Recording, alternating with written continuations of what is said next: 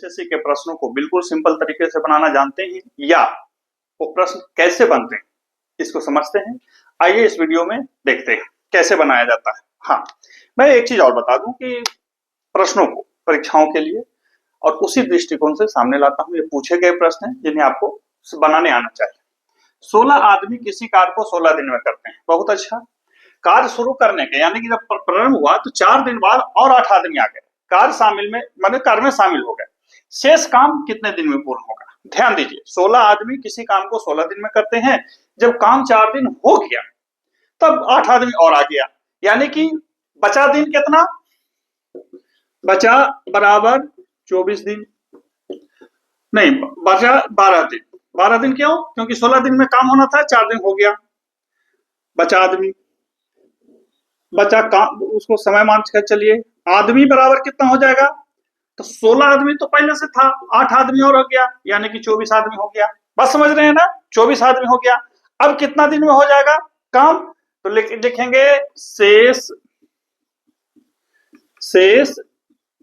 समय बराबर 16। 16 को पहले दीजिए, क्योंकि 16 आदमी था, उसको 12 आदमी कर दीजिए, 12 दिन और 24 आदमी, 12 से 2 से 8 दिन में हो जाएगा। ये सिंपल तरीका है परीक्षाओं में बनाने का। 16 जो आदमी थे उनको दे दीजिए, या 16 जो दिन हो रहा था 12 दिन को ले लीजिए और 24, यानी कि दोनों को जोड़ दीजिए और कर दीजिए। इस चीज से आप इसको बना सकते हैं। अब इसे दीर्घ में कैसे बनाएंगे? तो हमने अपने चैनल पे इसी मैथ को बनाने के लिए कि इसको समझना कैसे है, फॉर्मेट कैसे है, आप उसको देख सकते हैं। यहाँ पे मतलब ये खास सेगमेंट है एसएससी रेलवे के लिए, तो यहाँ पे आपको मैं इसी तरह से चीजों को बताते चलता हूँ। लेकिन एक चीज समझिए, यहाँ पे प्रश्न कह रहा है कि शेष कार्य को कितने दिन में किया?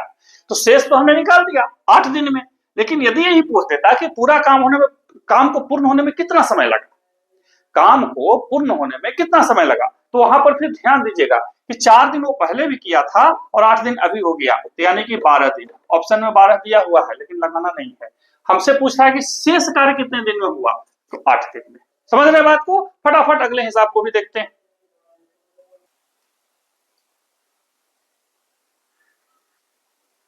इस प्रश्न को देखिए, एक रेलगाड़ी 2 स्टेशनों के बीच की दूरी 36 मिनट में तय करता है।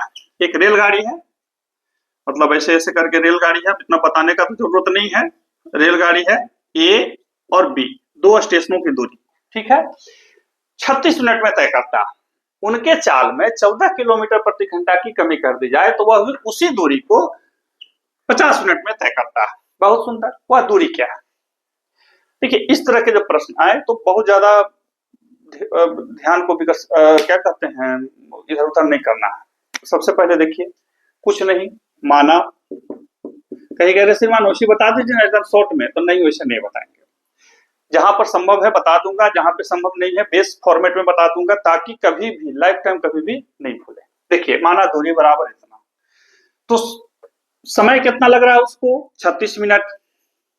चाल बराबर दूरी बटा समय, 100 बटा 36 बटा 60 घंटा। चाल क्यों घंटा में बदल दिए? क्योंकि यहाँ देखिए 14 किलोमीटर दिया हुआ है, ठीक है। दूसरे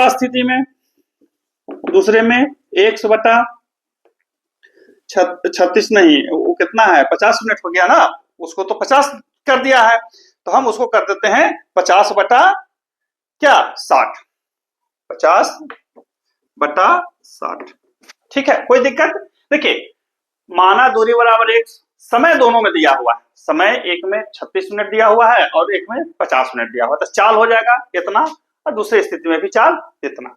लेकिन कहता है कि चाल बराबर तब हो जाएगा जब पहला में से 14 किलोमीटर प्रति घंटा घटा देंगे, यानी कि 1 बटा 36 बटा 60 घटाओ 14 बराबर 1 बटा 50 बटा 60, 3 बार है 5 बार है, 5x बटा 3 माइनस 14 इक्वल टू 6x बटा 5। यही होगा ना?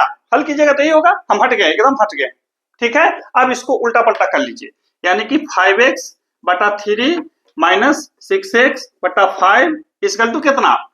14। फिर से इसको हल कर लेते हैं, 5 पचे 25, 5 पचे 25, 6 18, 7x बटा 15 इक्वल टू कितना? 14। 7 से 2 बार में x बराबर 30, आ गया भैया 30 किलोमीटर प्रति घंटा, जहां पर भी है हमने फटाफट इसको टिक लगा दिया। कोई दिक्कत? मेरी समझ से कोई दिक्कत नहीं है। देखिए, जो चीजें जैसे रहती हैं उसको ऐसे करके बनाइए, बहुत अच्छा रहेगा।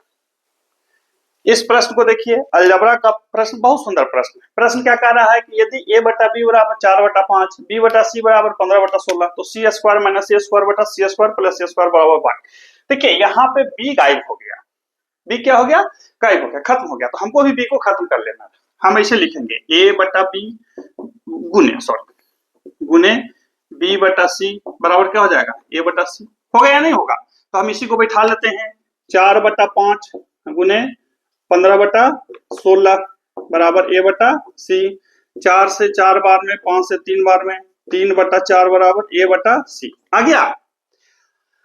अब इसको कैसे तोड़ें? ये तो और आसान है। जो अच्छे विद्यार्थी होंगे वो तोड़ लिए होंगे। हम इसको 1 माइनस a स्क्वायर बटा c स्क्वायर लिख सकते हैं, बटा 1 प्लस a स्क्वायर बटा c स्क्वायर लिख सकते हैं, नहीं लिख सकते हैं? देखिए, तो यहाँ करेंगे तो c square minus a square बटा c स्क्वायर, और यहाँ जाएंगे तो c square plus a square बटा c स्क्वायर से c स्क्वायर चला गया, तो वही बच जाएगा वहां पे। अब इस वैल्यू को यहाँ पुट कर दीजिए, इस वैल्यू को यहाँ पुट कर लेंगे।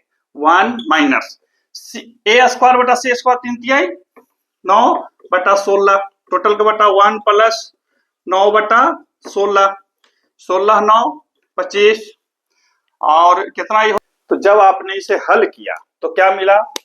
16 एकम 16, 16 में से 9 गया तो 7/16 बटा 16 9 25/16, 16 से 16 चला गया, 7/25। जहां पे 7/25 है आप उसे फटाफट उत्तर लगा दीजिए। तो इस तरह से हमने इसको बनाया। देखिए, आजकल एसएससी में इस तरह के प्रश्न ज्यादा पूछे जा रहे हैं। कोई ट्रिक नहीं होता है, कोई संक्षेप नहीं होता है, और यदि कोई बता रहा है कि मैं इस ट्रिक से आपको बता देता हूं या इस संक्षेप विधि से आपको बता देता हूं, तो अच्छी बात है, सीख लीजिए। लेकिन आपको अपने घर पे इसे लॉन्ग टर्म में प्रैक्टिस करनी है, ताकि जब परीक्षा भवन में आप पहुंचे तो उस परीक्षाओं का समुचित रूप से जवाब दे सके, बहानेबाजी नहीं।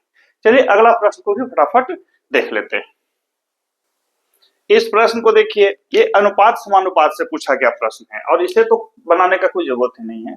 16 एवं 24 का तृतीय अनुपात क्या होगा? तो ये कि सर, जब बनाने का जरूरत है तो आप क्यों लाए हैं? तो हम इसलिए लाए हैं कि आप सूत्रों को ध्यान रखें। बहुत सारे बच्चे होते हैं वो सूत्रों को भूल जाते हैं, हालांकि तेज बच्चे नहीं भूलते, ये साधारण बच्चे भूलते हैं। तो मैं पहले ही बता दूं कि मैं पूरा सिस्टम ही साधारण बच्चों के लिए चलाता हूँ। तेज बच्चों को पढ़ाने की जरूरत नहीं, खुद पढ़ते रहते हैं। देखिए, तृतीय अनुपाती का सूत्र क्या होता है पता है? तृतीय अनुपाती का सूत्र क्या होगा? तृतीय अनुपाती का शायद सूत्र जो होता है, शायद मैं इसलिए बोल रहा हूं कि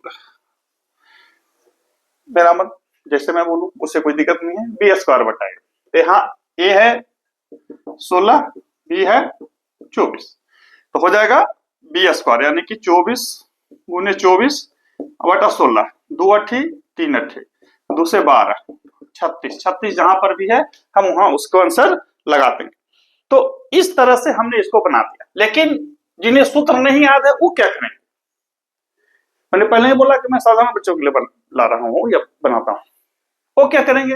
देखिए, इसमें नियम क्या है? ए अनुपात बी, सी अनुपात डी।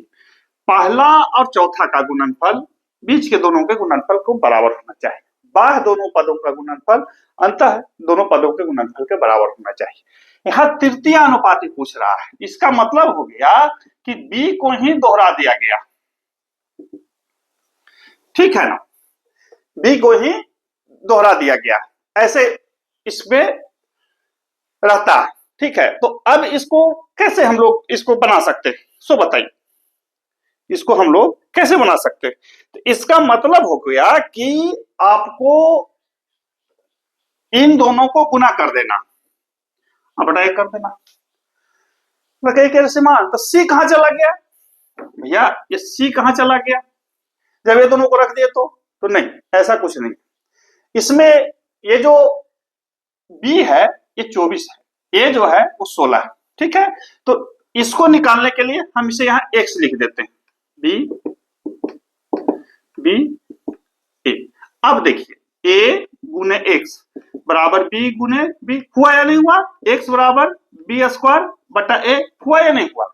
हालांकि इसी चीज को बहुत सारे लोग बहुत तरह से सिद्ध करते हैं। मैंने आपको ये बता दिया कि तृतीय अनुपात मतलब तीसरा अनुपात आपको निकालना है। पहला 2 दिया हुआ है तो इसी को यहाँ दोहरा दिया गया।